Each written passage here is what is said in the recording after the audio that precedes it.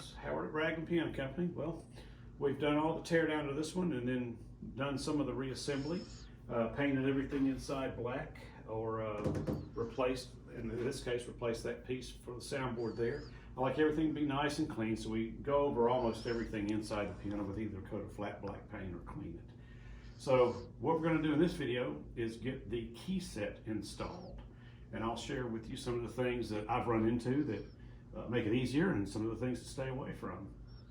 One of the first things we're going to do here is the Keyset that we install has multiple locations for the screws to secure it to the key bed. On the original piano here, there would have been some screws here, here, here, and here, and that's why they had these blocks in here. We're going to add these little short pieces so that we can put screws in this section right here. On camera, I'm just going to glue them in. Off camera later on, I'm going to shoot a couple of screws in underneath it to hold it in place. But basically, the way I find out where to do that is I have made up some jigs that help with placement, and you'll see where this comes into play even more so here in a moment. But this gives me an approximate idea of where I'm going to want to glue these in. This is what's going to be called, this is the balance rail area right here. And so I'm going to just kind of approximate where these need to go, get them glued in, and then we're going to set the keyframe in place. Oh good, it's always good on camera to have glue that's stopped up.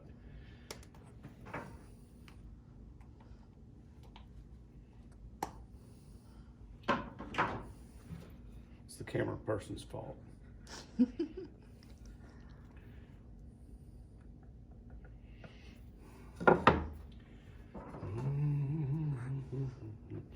I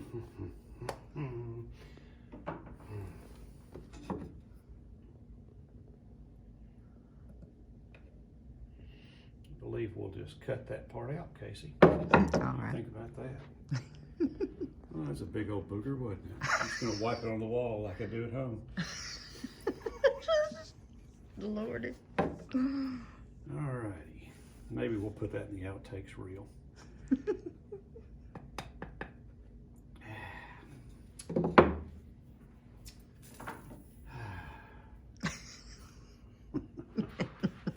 This is great. This is so wonderful here.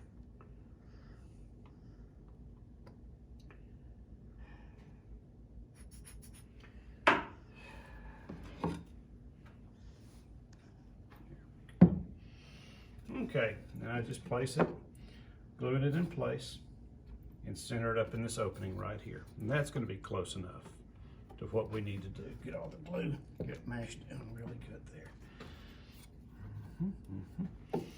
Do the other two the same way.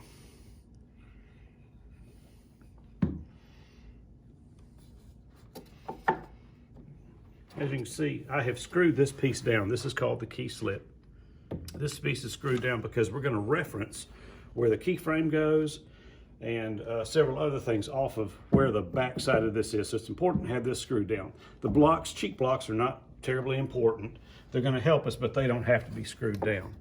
But we do want the key slip screwed down. Well, yeah, it's the camera person.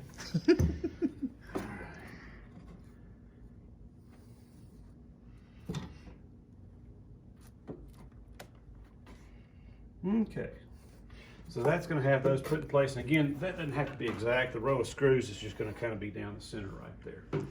So with those glued in, let them dry. We're going to proceed here.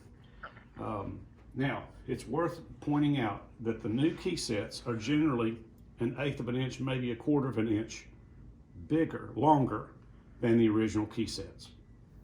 The keys themselves are still pretty much the same size and everything, but I mean, you know, if you took that 1/8 of an inch and divided it by 52 white keys, you can see they're just a few millimeters, not even that much. They're just a little bit bigger, each key, than the original key sets were. Additionally, and we'll talk about this later when we go to compensate for it, the sharps are generally also a little bit longer. But what I've learned, generally you'll have one cheek block that's significantly bigger than another. Sometimes they're the same size. Sometimes the big one's on the right side. Really doesn't matter. What I like to do is use I'll take extra material or material off the bigger one to fit the keyframe instead of off the smaller one. So what I'll do, in this case, these are just sitting. I'm gonna leave this one here. I'm gonna take the large one out. Okay, just set it off to the side somewhere. And then I'm gonna get my keyframe. And I have laid, this comes in the kit. I have laid this here in place just to help us with the keys not coming off the front pins when we start setting it in here. So I've just laid that there. That'll come with the kit, as does this entire key set. And I'm just gonna lay it flat in here for now, right now. Let's see, that's what I mean by coming off the key pins right there. There we go. Okay, so make sure all the keys are sitting on there well, and then what I'll do, I'll be including shims in there as well. I like to have about 3/16 of an inch on this end. So I'm gonna put a little shim in right here that will let me slide the keyframe to this block. And that shim gives me a 3/16 gap right here. And then I'll do the same thing. It's a matter of personal preference. You can make a smaller gap or a larger gap, but most are gonna be around 3/16. And it also helps make sure that if there's any bow here, especially an inside bow, you don't wind up making the key stick on the key slip. So I've got my shims, 3/16 on both front corners and then right here. And then all I do is I just pull the keyframe to me this way and then down that way. And that's where my keyframe's gonna be. And you can see when the keys are pressed down, that's about the size gap we'll have right there. Now, if you want a smaller gap than that, you can take some of that out. I don't know that you really want a larger gap than that. That would start becoming problematic. So this is where the key set is going to go. It was that easy to set it in place. Shims that show, that let you determine the gap you want and then set the keyframe, slide it in place. We're going to tack it down with 2 screws to hold it in place while we do the rest of this. So I actually have a handy dandy little board here that tells me all of the keys that need to come out to put the screws in to mount this down.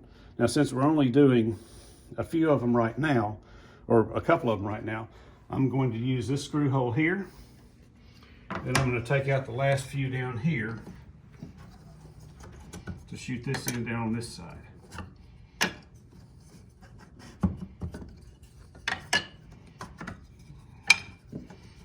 Okay, now I've moved my shim, so I want to scoot that in right there where I'm in good there. Okay, so now we have a screw hole here. Now this is not a screw hole, this is actually a glide bolt. And that bolt there can be turned to raise or lower the balance rail as part of the key leveling process. We're not there yet, but that's why you see one hole here and one hole here. That's going to be the screw hole, and I'll show you later on how we adjust these. So for now, all I'm going to do is get a couple of screws.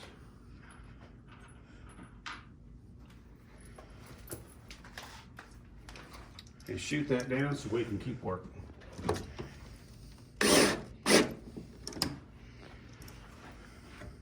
And the screws are also included in the kit.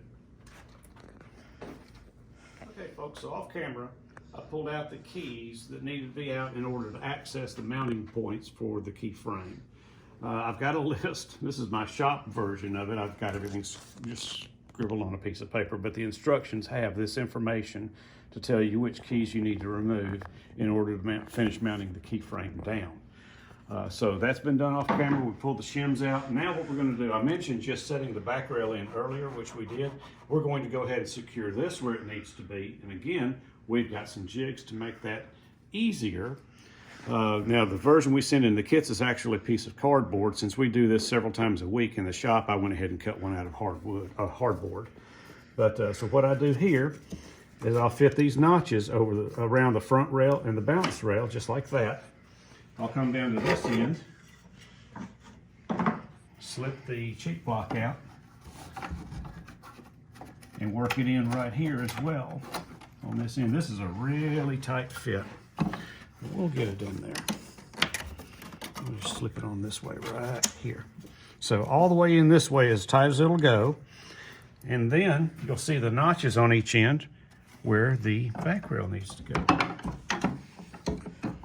So we're going to slip that in place, just like that. Yep. And then right down here, just like that. And this is where the back rail is going to go. So we're going to shoot all 4 screws into it and mount it down permanently. If we wind up needing to raise it, we don't raise the entire rail. We put shims behind or underneath the back rail felt. So I'm going to get that shot down.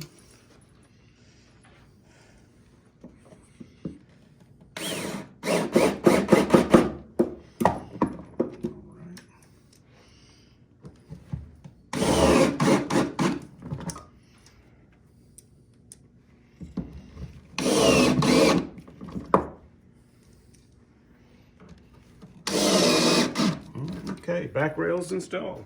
I'll pull the jigs out, the guides. And there it is, the Keyset is installed. We're going to move on now to installing the post for the action and installing the action, and then we'll get into doing the keyframe adjustments and the action regulation.